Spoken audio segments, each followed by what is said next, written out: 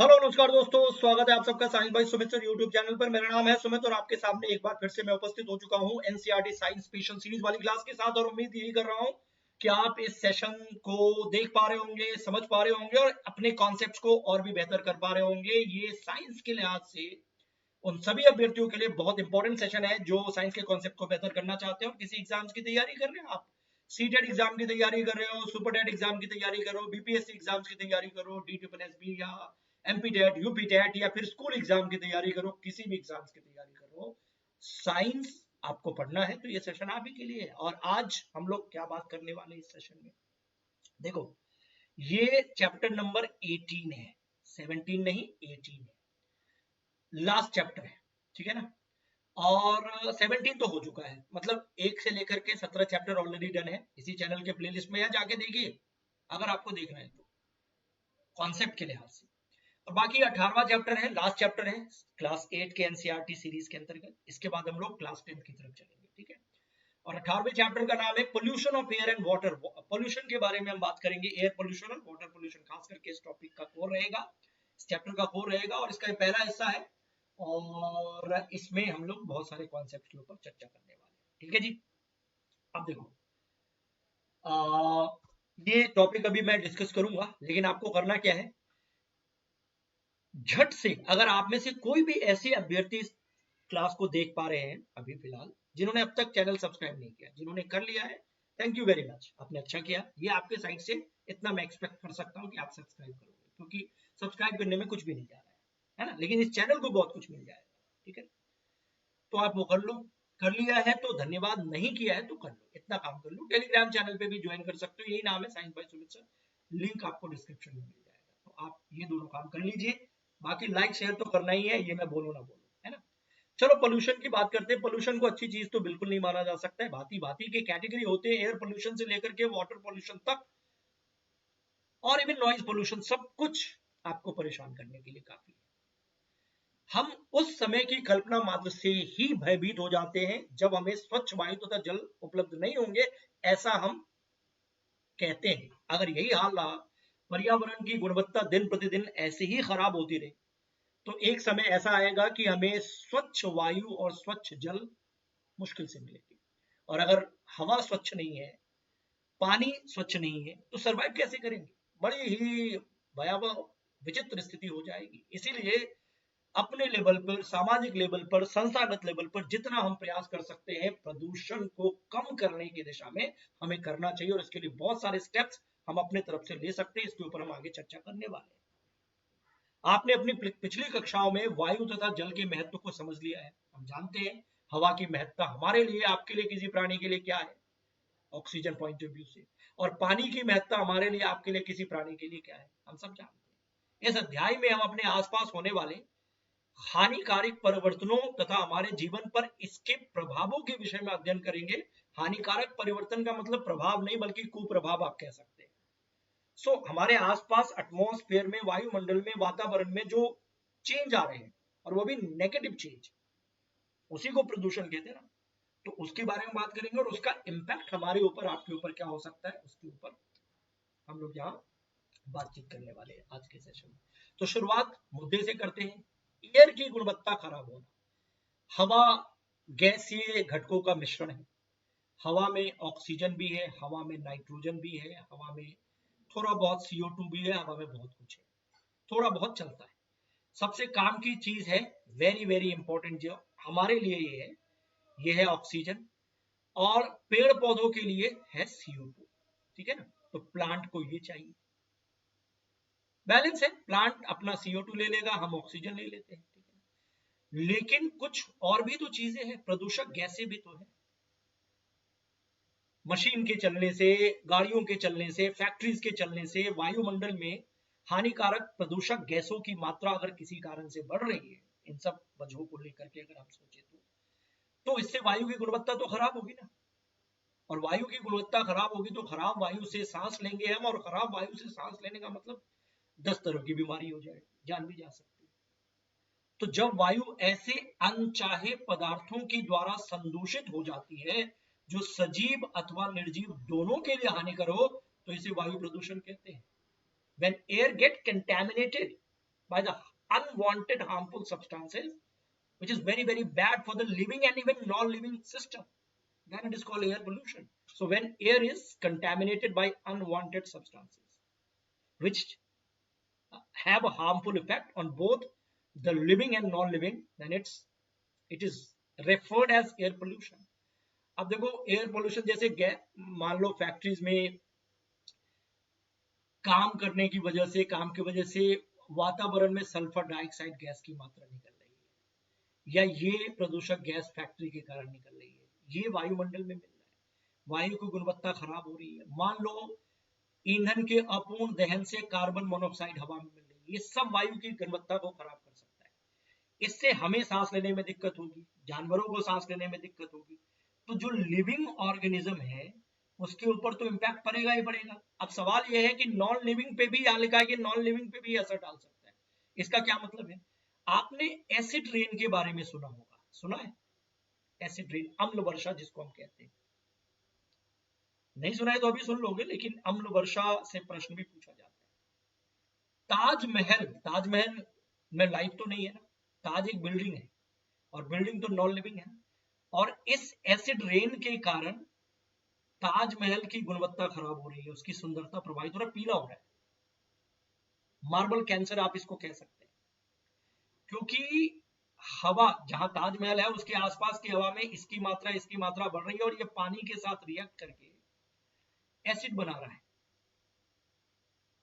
H2SO4 बना रहा है, HNO3 बना रहा है, और यही एसिड रेन कहलाता है। और ये जब संगमरमर या ताजमहल के ऊपर या किसी ऐसी ऐतिहासिक बिल्डिंग पे ये एसिड रेन वाली बारिश होती है, तो उससे उस बिल्डिंग की गुणवत्ता खराब होती है। तो ये बिल्डिंग नॉन लिविंग थिंग है ना, तो उसको भी असर कर रहा है। तो यही बात यहाँ पे लिखी हुई है। इसलिए आप ये मत सोचना कि प्रदूषण सिर्फ लिविंग ऑर्गेनिज्म को ही नुकसान पहुंचाता है, नॉन लिविंग को भी नुकसान पहुंचाता है, और उसका इम्पैक्ट हमारे ऊपर, आपके ऊपर अल्टीमेटली होगा आर्थिक दृष्टि से। हम कहते हैं कि कुछ समय तक भोजन के बिना जीवित रह सकते हैं, परंतु वायु के बिना हम कुछ भी क्षण जीवित नहीं रह सकते हैं, मुश्किल है। खाना नहीं खाएंगे, है ना, तो इमीडिएटली कुछ नहीं होने वाला है, लेकिन हवा सांस नहीं लेंगे तो पता नहीं 1-2 मिनट के अंदर ही जान चली जा सकती है ना। यह साधारण तथ्य हमें ये बताता है कि स्वच्छ वायु हमारे लिए कितना महत्वपूर्ण है। आप सबको पता है वायु गैसों का मिश्रण है, और आयतन के अनुसार इस गैसीय मिश्रण में सबसे ज्यादा क्या होता है, आप सबको पता है, लगभग 78% नाइट्रोजन होता है, मैक्सिमम। लेकिन हमारे लिए काम की चीज है ऑक्सीजन 21%। बाकी कार्बन डाइऑक्साइड, ऑर्गन, मीथेन और जलवाष्प भी वायु में अधिक मात्रा में पाए जाते हैं। तो एक प्रश्न यहां से बन सकते हैं कि एटमॉस्फेयर या हवा जिसे हम कहते हैं गैसीय मिश्रण, उसमें कौन कौन सी गैसें हैं? तो सबसे ज्यादा 78% याद करो नाइट्रोजन, 21% ऑक्सीजन, और फिर उसके बाद पॉइंट में है थोड़ा थोड़ा CO2, आर्गन, ETC, ये सब पॉइंट में, जलवाष्प थोड़ा थोड़ा। ये 2 मेजर गैस है, ऐसे हम कह सकते हैं, और हमारे लिए ऑक्सीजन वाला इंपॉर्टेंट है। अब हवा प्रदूषित कैसे होती है? आप सबको पता है कि वो पदार्थ जो वायु को संदूषित करते हैं उन्हें वायु प्रदूषक, एयर पॉल्यूटेंट कहते हैं।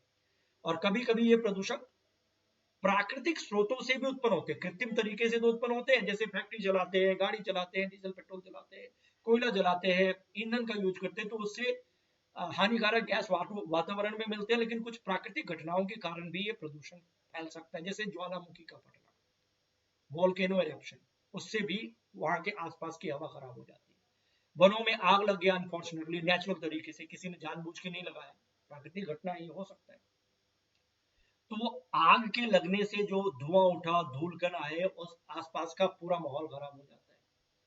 तो ये इसके कारण प्रदूषण हो सकता है। और मानवीय क्रियाकलापों के द्वारा तो होता ही है, जैसे वायु प्रदूषकों का स्रोत है फैक्ट्री, विद्युत संयंत्र, ऑटोमोबाइल, कार, बस, ट्रक वगैरह वगैरह, जलावन की लकड़ी, गोबर के उपले, इन सब से निकलने वाला धुआं कई सारे हानिकारक पदार्थों को अपने अंदर समाहित करता है, और अल्टीमेटली जब वो वायुमंडल में छोड़ा जाता है तो वायुमंडल या एयर की गुणवत्ता बुरी तरीके से प्रभावित होती है। So yes, of course we can say that sometimes air pollutant may come from natural source like smoke and dust arising from forest fire and even volcano eruptions, but maximum time we can say due to human related activity वातावरण की गुणवत्ता ज्यादा खराब हो रही है। ठीक है ना, ऐसे हम कह सकते हैं। बहुत सी श्वसन समस्याएं वायु प्रदूषण के कारण होती है। यह जानने का अगर हम प्रयास करें कि कौन कौन सी समस्या हो सकती है, तो एक पूरी लिस्ट है। सांस संबंधित समस्याएं, फेफड़ों से संबंधित समस्याएं जो सिर्फ प्रदूषण के कारण होती है, जिनको रोका जा सकता है, पूरी लिस्ट है। कहते हैं अधिक मात्रा में कार्बन मोनोऑक्साइड। कार्बन मोनोऑक्साइड और कार्बन डाइऑक्साइड दो अलग अलग चीजें। ये है कार्बन मोनोऑक्साइड, ये ज्यादा खतरनाक है, और ये कार्बन डाइऑक्साइड, ये है मोनोऑक्साइड। मोनोऑक्साइड मतलब एक ऑक्सीजन, और डाइऑक्साइड मतलब दो ऑक्सीजन। तो carbon monoxide, carbon dioxide, nitrogen oxide तथा धुआं उत्पन्न होते हैं गाड़ियों के चलने से। पेट्रोल तथा डीजल जैसे ईंधनों के इनकम्प्लीट कंबशन से कार्बन मोनोऑक्साइड उत्पन्न होता है। देखो ये याद रखना, अगर कोई फ्यूल है, ईंधन है, और उसको आप जलाते हैं, उसका कंबशन करते हैं, तो अगर कंप्लीट कंबशन होगा तो उसके जलने से CO2 निकलेगा, ये भी प्रदूषक गैस है। और अगर इनकम्प्लीट होगा, थोड़ा पार्शियल कंबशन होगा, तो CO निकलेगा, ये और ज्यादा खतरनाक है। इस पे डबल स्टार लगाते हैं, ठीक है ना। तो ये पूछा जा सकता है कि डीजल पेट्रोल के जलने से या किसी ईंधन के जलने से कार्बन डाइऑक्साइड निकलता है या कार्बन मोनोऑक्साइड। तो आपको ये शब्द याद रखना है प्रश्न के रूप में। अगर इनकम्प्लीट कंबशन हुआ, अपूर्ण दहन, तब तो मोनोऑक्साइड निकलेगा, और कंप्लीट कंबशन से कार्बन डाइऑक्साइड निकलता है। और कार्बन मोनोऑक्साइड ज्यादा विषैला है, ये कंपैरेटिवली ज्यादा विषैली गैस है, क्योंकि ये ब्लड में ऑक्सीजन कैरी करने की क्षमता को घटा देता है, और ये दम घोटू है, एक तरीके से जान से इंसान चला जाता है, बड़ा खतरनाक है। So carbon monoxide is produced from incomplete burning of fuels such as petrol and diesel, and it is very poisonous gas, we can say that, and it reduces the oxygen carrying capacity of the blood, and इंसान को सफर करना पड़ता है। तो याद रखिएगा, all दो carbon dioxide, nitrogen oxide, ये सब प्रदूषक की कैटेगरी में आते हैं, सल्फर डाइऑक्साइड वगैरह। एक और बात, बूझों को विशेषतया सर्दियों में वायुमंडल में दिखने वाली कोहरे जैसी मोटी परत याद है? कोहरे जैसी स्थिति जो इस विजुअल में आपको दिख भी रहा है, ये धूम कोहरा होता है जो धुएं तथा कोहरे से बनता है। इसको क्या बोलते हैं? This is smog, which is made up of धुआं, यानी स्मॉग एंड फॉग। तो स्मोक प्लस फॉग के कॉम्बिनेशन से जो चीज बनती है उसको स्मॉग कहते हैं। इसमें विजिबिलिटी और भी कम होती है। ये प्रदूषण का सूचक है एक तरीके से,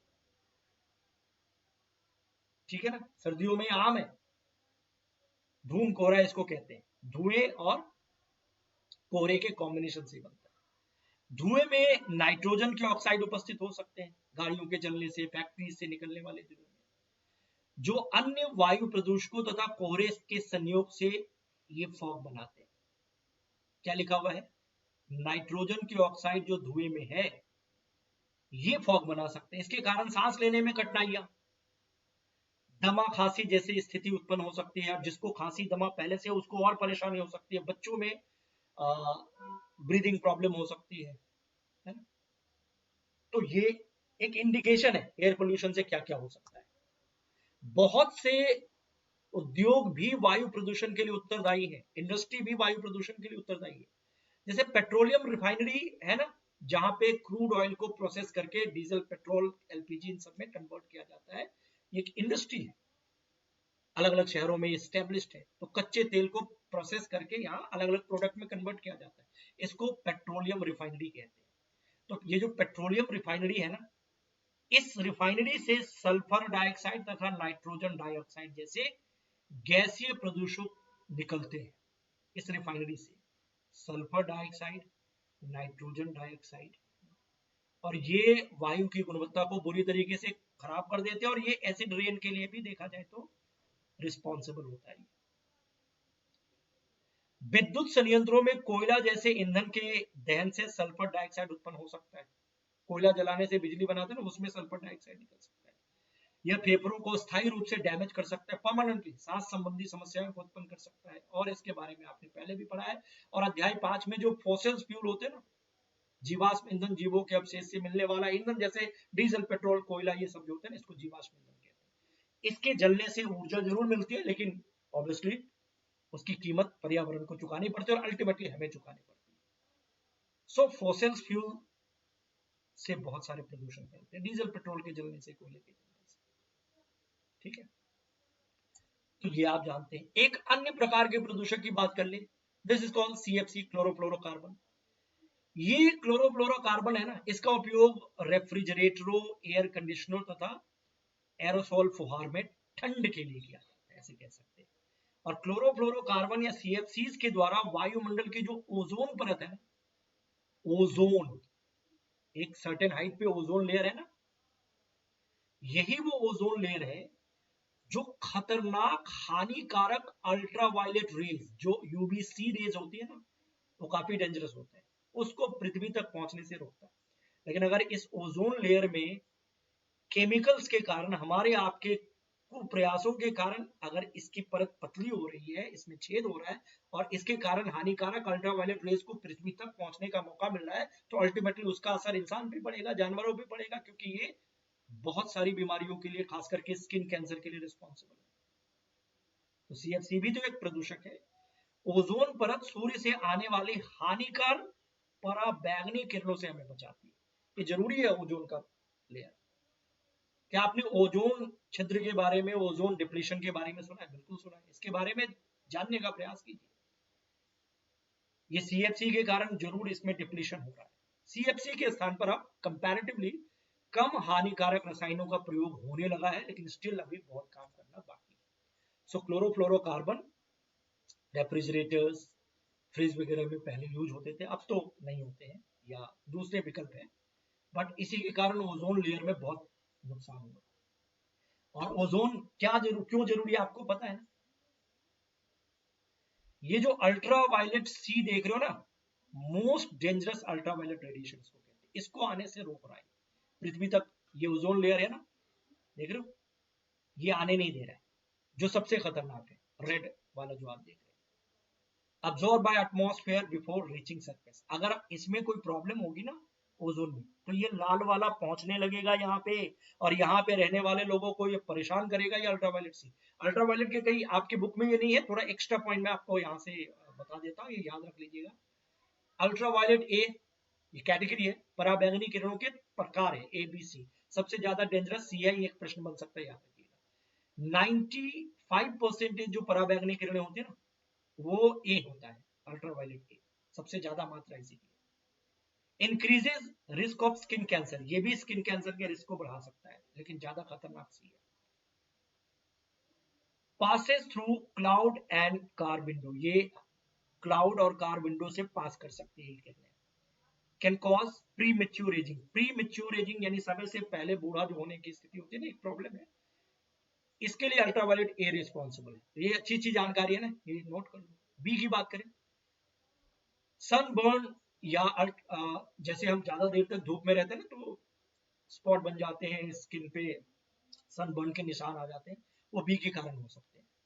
स्किन कैंसर इसके कारण हो सकता है, हो सकता है, तीनों में से किसी के से भी हो सकता है, इसलिए ज्यादा हमें सनलाइट से अपने आप को बचाना होता है। कोई भी, सब खतरनाक है, लेकिन ज्यादा खतरनाक सी है।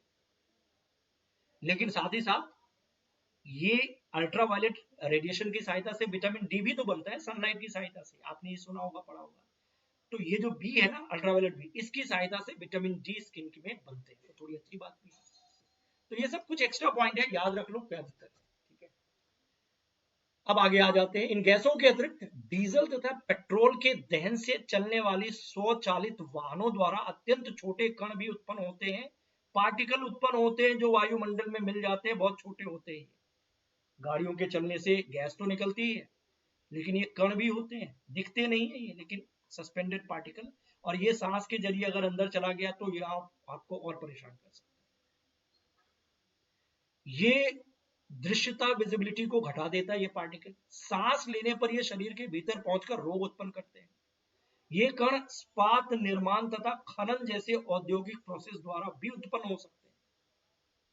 विद्युत संयंत्रों से निकलने वाली राख के अति सूक्ष्म कण भी वायुमंडल को दूषित कर देते हैं, और अल्टीमेटली हमें परेशान कर देते हैं।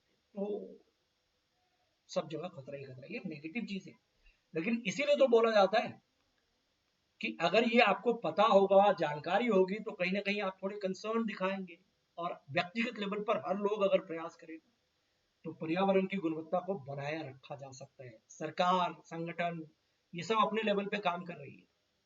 हम पर्सनल लेवल पे क्या कर रहे हैं, this is the big question. एक केस स्टडी आपके सामने है। ऑल्दो मैंने आपको बता दिया है ताजमहल के बारे में कि ताजमहल की चमक फीकी पड़ती जा रही है ड्यू टू एसिड रेन। आप कहेंगे इधर एसिड रेन कहां से हो जाता है, तो ताजमहल है आगरा में, यूपी में, आगरा मथुरा ये सब आसपास का इलाका है, उधर फैक्ट्रीज भी है, उससे निकलने वाली गैस के धुएं में ये होते हैं, ये होते हैं, ये होते हैं, यही सब पानी के साथ रिएक्ट करके एसिड बना लेते हैं, और फिर ये इसके ऊपर एसिड रेन जब होता है तो रिएक्शन होता है और ये मार्बल खराब होने लगता है। वायु प्रदूषण द्वारा केवल सजीव ही प्रभावित नहीं होते हैं, बल्कि भवन, स्मारक, प्रतिमाएं, वस्तुएं, निर्जीव भी प्रभावित होते हैं, शुरू में ही प्रभावित होते हैं। शुरू में ही इसके बारे में हमने बात की। पिछले 2 दशकों से अधिक समय से पर्यटकों को सर्वाधिक आकर्षित करने वाला भारत के आगरा शहर में स्थित ताजमहल चिंता का विषय बना हुआ है। आप दोनों 1 और 2 दोनों साइड में देखो ना, ये थोड़ा पीला पीला दिख रहा है दूसरे वाले साइड। विशेषज्ञों ने यह चेतावनी दी है कि वायु प्रदूषक इसके सफेद संगमरमर को बदरंग कर रहा है। मतलब वायु प्रदूषण के कारण ये ताजमहल की प्रॉब्लम हो रही है, मतलब मार्बल कैंसर जैसी स्थिति उत्पन्न हो रही है। तो इस पे लगाम लगाने की आवश्यकता है। आगरा, इसका रीजन क्या है, आगरा तथा इसके चारों ओर स्थित रबर प्रोसेसिंग यूनिट है, फैक्ट्रीज है, स्वचालित वाहन, रसायन और विशेषकर मथुरा तेल रिफाइनरी वहीं पे है। और अभी हमने देखा था ना, तेल रिफाइनरी से ये सब तो नॉर्मल चीज है, निकलती है ये सब गैस। तो ये इन फैक्ट्री से निकलते हैं और अनफॉर्चुनेटली ये सब फैक्ट्री उसी आसपास में। तो ये गैसें वायुमंडल में उपस्थित जलवाष्प से अभिक्रिया करके सल्फ्यूरिक एसिड H2SO4 काफी पावरफुल एसिड होता है, या फिर HNO3 नाइट्रिक एसिड बना देते हैं, और यही वर्षा को अम्लीय बनाकर, जब पृथ्वी पे ये वर्षा गिरती है ना, एसिड रेन, तो इसे अम्ल वर्षा कहते हैं। और यही बारिश का पानी जो एसिडिक है, कुछ ज्यादा एसिडिक है, ये ताज की बिल्डिंग को नुकसान पहुंचा रहा है, संगमरमर का संचारण हो रहा है। इस परिघटना को मार्बल कैंसर भी कहते हैं, पूछा जा सकता है। मथुरा तेल रिफाइनरी से उत्सर्जित काजल कण जैसे निलंबित कणों का संगमरमर को पीला करने में भी योगदान रहा है। ठीक है, तो ये पॉइंट आपको याद रखना है। ये सारे पॉइंट यहाँ पे लिखे हुए, केस स्टडी जो अभी मैंने बोला। एंड एसिड रेन क्या होता है, and what is the meaning of marble cancer. Marble का पत्थर है ना, ताज की बिल्डिंग में, वो खराब हो रहा है। Acid rain corrodes the marble of the monument, historical monument. The phenomenon is also called marble cancer, and this is the result of air pollution. ये एयर पोल्यूशन के कारण हो रहा है। ठीक है, तो ये याद रखना है। चलो अब आगे थोड़ा बढ़ जाते हैं। ताजमहल को सुरक्षित रखने के लिए सर्वोच्च न्यायालय ने बहुत से उपाय किए हैं। सुप्रीम कोर्ट ने माननीय न्यायालय द्वारा उद्योगों को सीएनजी तथा एलपीजी जैसे स्वच्छ ईंधनों को उपयोग करने के लिए आदेश दिए। मतलब थोड़ा सा इस पे ध्यान देने के लिए इंस्ट्रक्शन दिए गए हैं, सुप्रीम कोर्ट ने कमेटी बनाई है ना। और इसके अलावा ताजमहल के आसपास के क्षेत्रों में मोटर वाहनों को लेडलेस पेट्रोल उपयोग करने के आदेश दिए गए, गुणवत्ता युक्त, जो कम से कम प्रदूषण फैलाए। सीएनजी बेस्ट ऑप्शन है। उद्योगों में भी इस तरीके की गैस का इस्तेमाल फ्यूल के रूप में किया जा सकता है, तो ये कोर्ट को दखल देना पड़ता है। ठीक है, मुझे बुझो को पहली को क्या है यहाँ पे देखो। अब एक पॉइंट, मुझे फसलों वाला अध्याय याद है, क्रॉप प्रोडक्शन में पहला ही चैप्टर है। मैं हैरान हूं कि क्या अम्लीय वर्षा खेतों की मिट्टी तथा पौधों को भी प्रभावित करते हैं। हाँ, अगर वही रेन, एसिड रेन, जिसका पीएच लेवल काफी कम है, अगर ये मिट्टी में पहुंच जाए तो मिट्टी की गुणवत्ता को खराब कर सकता है, फसल को खराब कर सकता है, प्रभावित कर सकता है। तो एसिड रेन ऑब्वियसली पेड़ पौधों को भी परेशान कर सकता है। ठीक है, जीवों को भी, निर्जीवों को भी। थोड़ा सा ग्रीन हाउस इफेक्ट के बारे में बात कर ले। पौधा घर प्रभाव किसको कहते हैं। देखो, पृथ्वी की गर्मी का कारण है सूरज की किरणें, सूरज की गर्मी। सूरज की किरणें वायुमंडल से गुजरने के पश्चात पृथ्वी की सतह को गर्म करती है, ठीक है ना। ये है अर्थ, सूरज की किरणें यहां आती है, पृथ्वी की सतह इससे गर्म होती है, ठीक है। और पृथ्वी पर पड़ने वाले सूर्य की विकिरणों का कुछ भाग पृथ्वी अवशोषित कर लेती है। यहां से विकिरण जब निकलती है, कुछ रेडिएट भी होती है और कुछ अवशोषित होती है। पृथ्वी की गर्मी का अपना एक सिस्टम है, लेकिन कुछ भाग बाउंस बैक हो जाते हैं, रिफ्लेक्ट हो जाते हैं, अंतरिक्ष में लौट जाती है। और परावर्तित विकिरणों का कुछ भाग वायुमंडल में रुक भी जाता है। यानी कि पृथ्वी ये है और ये वायुमंडल है, यहाँ ये आई, पृथ्वी की सतह गर्म होती है, यहां से विकिरण निकलती है, तो कुछ रेडिएशन बाउंस बैक होती है और कुछ रेडिएशन पृथ्वी को भी गर्म करती है और वायुमंडल को भी गर्म करती है। ये जरूरी भी है। ये रुका हुआ रेडिएशन पृथ्वी को थोड़ा और गर्म करता है, क्योंकि आसपास का माहौल अगर गर्म होगा, वायुमंडल गर्म होगा, तो पृथ्वी और गर्म होगी। थोड़ा थोड़ा ये जरूरी है। और इस काम को करने के लिए कुछ गैस है जो ये काम करते हैं, हीट को ट्रैप करते हैं। अगर वही गैस जरूरत से ज्यादा वातावरण में कॉन्सेंट्रेट हो जाए, तो कहीं ना कहीं आप कह सकते हैं कि जरूरत से ज्यादा हीट ट्रैप हो सकती है। गर्मी अगर जरूरत से ज्यादा ट्रैप हो जाए, तो पृथ्वी कुछ जरूरत से ज्यादा ही गर्म होने लगेगी, और वो फिर नॉर्मल स्थिति नहीं है। थोड़ी बहुत गर्मी जरूरी है, लेकिन एक लेवल से ज्यादा अगर गर्मी होने लगे तो फिर तो वो ग्लोबल वार्मिंग जैसी स्थिति होती है ना। यदि आपने किसी पौधशाला, इसको ग्रीन हाउस इसी कॉन्सेप्ट की वजह से कहा जाता है, जो नर्सरी होता है ना, किसी नर्सरी अथवा किसी अन्य स्थान पर पौधे घर को देखा होगा। याद कीजिए कि सूर्य की ऊष्मा पौधे घर में प्रवेश तो कर जाती है, पर इससे बाहर नहीं निकलती है। इसको जानबूझ के ऐसा बनाया जाता है ताकि प्रॉपर गर्मी मिलते रहे प्लांट्स को, और एक टेम्परेचर उसको ठीक ठाक मिले। यही रुकी हुई ऊष्मा जो अंदर इनकमिंग रेडिएशन है, लेकिन ये इसको इस तरीके से डिजाइन बनाया जाता है कि ये ट्रैप फंस जाती है, ये गर्मी यहाँ बाहर नहीं निकल पाती, और इसी के कारण अंदर थोड़ा गर्मी ठीक ठाक होता है। और फिर ये पौधों के लिए जरूरी भी है, ये जानबूझ के ऐसा किया भी जाता है। इसी को ग्रीन हाउस इफेक्ट कहते हैं। पृथ्वी के साथ भी ऐसा ही है, थोड़ी गर्मी जरूरी सही भी है, लेकिन जरूरत से ज्यादा पृथ्वी को झुलसा रही है, और प्रदूषण इसके पीछे कारण है।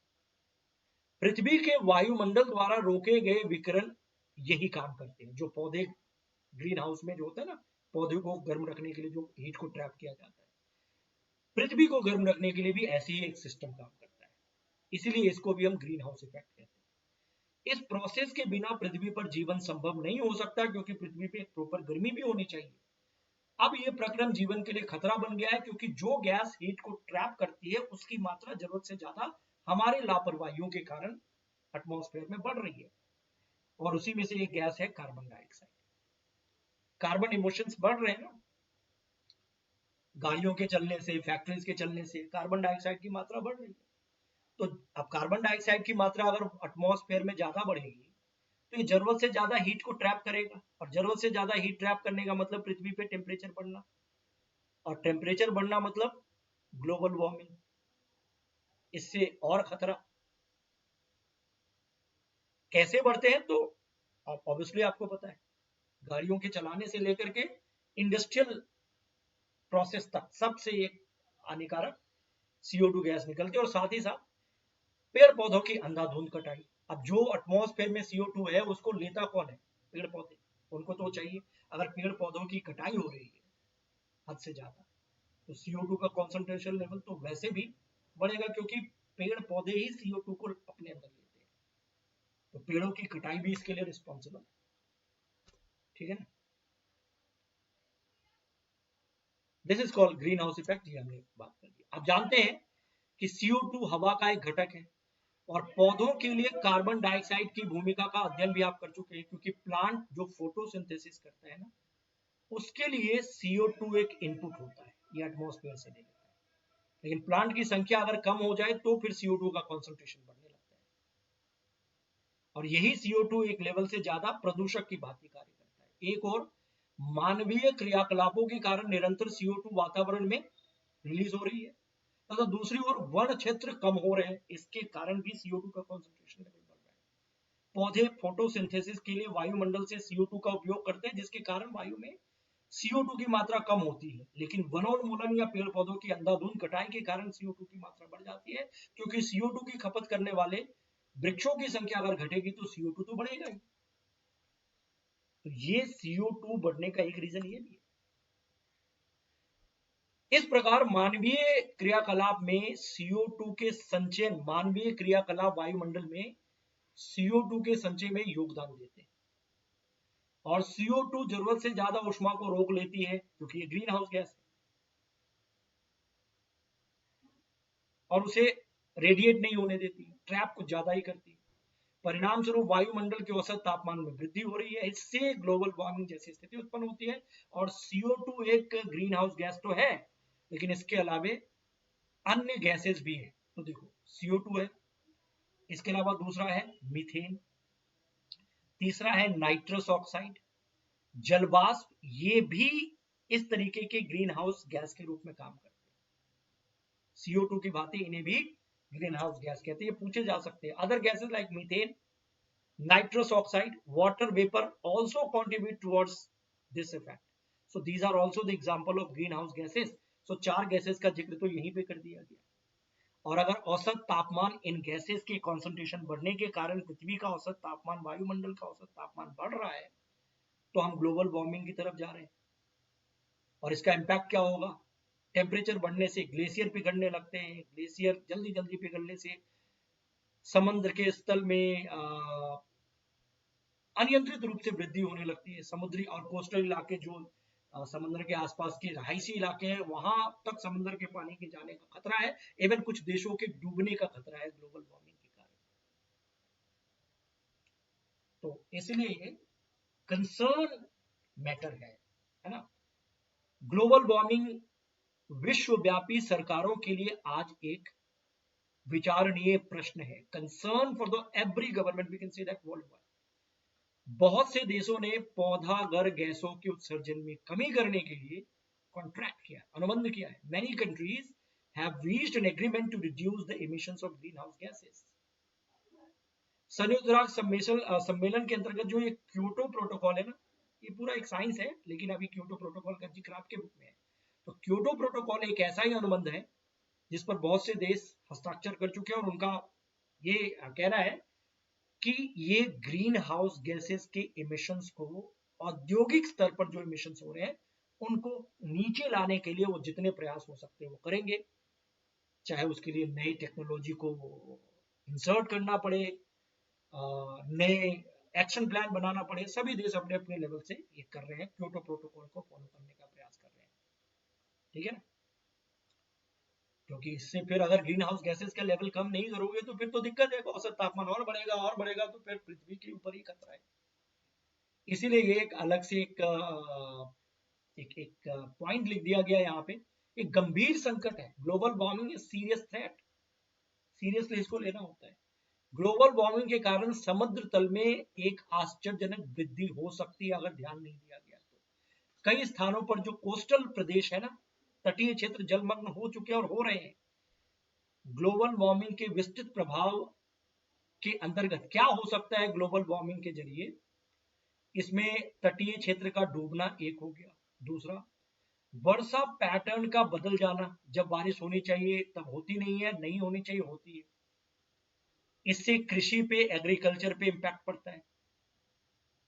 रेन प्रतिरूप, कृषि, वन, पौधे तथा जंतुओं पे सीधे सीधे इंपैक्ट पड़ सकते हैं। और ऐसे क्षेत्रों में जो ग्लोबल वार्मिंग से आशंकित है, रहने वाले अधिकांश व्यक्ति एशिया में सबसे ज्यादा खतरा है। हाल में प्राप्त मौसम परिवर्तन की रिपोर्ट के अनुसार पौधाघर गैसों को वर्तमान, यानी ग्रीन हाउस गैसों को वर्तमान स्तर तक रखने के लिए हमारे पास बहुत कम समय है।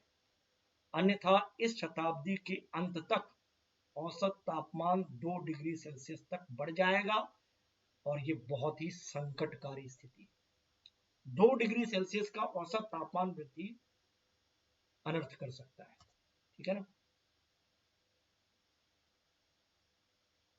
सो ये लाइन इसीलिए बड़ा इंपॉर्टेंट है। Recent climate change report gives us only a limited time to keep the greenhouse gases at the present level. अभी इसी लेवल पे रखने के लिए आपके पास बहुत कम समय है। अगर आपने प्रयास नहीं किया और वो इमिशन बढ़ता गया तो इस सदी के अंत तक पृथ्वी का औसत तापमान 2 डिग्री सेल्सियस से ज्यादा हो जाएगा। आधा डिग्री पे भी बहुत कुछ हो सकता है, तो 2 डिग्री तो खतरनाक स्तर, डेंजरस। तो इसलिए सबको इस दिशा में प्रयास करने की आवश्यकता है। तो दिस इज द केस। तो ये पॉइंट हमने अभी कर लिया है, ठीक है। और इसका एक हिस्सा और मैं करवाऊंगा, लेकिन आगे अभी कुछ प्रश्न है, उसके बाद ही इस टॉपिक को मैं कंक्लूड करूंगा। अभी फिलहाल एक रिक्वेस्ट वापस मैं करूंगा, आप सबसे कर रहा हूँ और आप लोग रिस्पॉन्ड भी करो, अच्छी बात है, वेरी गुड। जिन्होंने लाइक कर लिया है थैंक यू, जिन्होंने सब्सक्राइब कर लिया है थैंक यू, जिन्होंने नहीं किया उनको भी थैंक यू, क्योंकि सब्सक्राइब करो मेरे रिक्वेस्ट पे, कुछ नहीं जा रहा है सब्सक्राइब करने में। ऐसे करो, ऐसे करो, 2 बार उंगली को ऐसे ऐसे करना है, दैट्स इट। टेलीग्राम चैनल पे आप ज्वाइन कर सकते हो, तो ये सब काम आप करोगे, बाकी कंटेंट मैं दूंगा, है ना। निम्नलिखित में से कौन सा वायु प्रदूषण का स्रोत नहीं है? वायु प्रदूषण जो हवा की गुणवत्ता को बुरी तरीके से प्रभावित करता है, ठीक है जी। तो आपसे पूछा जा रहा है कि इसमें से कोई एक ऐसा आपको लग रहा है जो जिसके बारे में आप कह सकते हैं कि ये वायु प्रदूषण का स्रोत नहीं। ऑटोमोबाइल एग्जॉस्ट, मोटर वाहन के चलने से हवा जो निकलती है, तो ये तो वायु प्रदूषण के लिए रिस्पॉन्सिबल, तो ये आंसर नहीं होगा। लकड़ी जलाओ, कोयला जलाओ, उपले जलाओ, सबसे गैस निकलती है, धुएं निकलते हैं, ये सब पावर प्लांट में भी। विंड मिल में नहीं, इससे विंड मिल तो पवन चक्की है ना, वो उससे हवा की गुणवत्ता थोड़ी खराब होती है। हाँ, उससे साउंड पोल्यूशन हो सकता है क्योंकि उसके चलने से आवाज निकलती है, वो ठीक बात है।